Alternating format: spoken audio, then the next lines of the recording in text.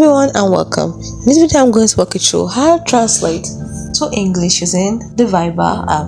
Now let's say you have a message you want to send and you're French or you speak another language and you want to translate it to English for that friend, or you want to send a message and want the friend to translate it to English. All you have to do is type your message in your language and that person will translate to English. This is how you do it.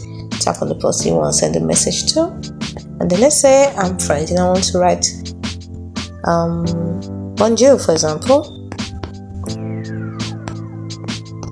and then I send it to the person.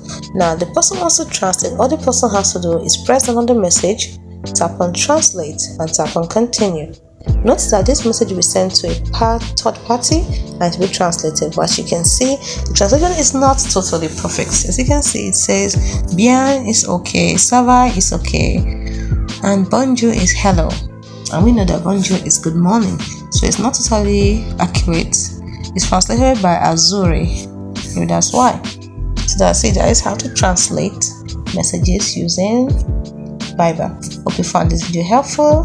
Do not forget to like and subscribe to the channel for more. Thanks for watching.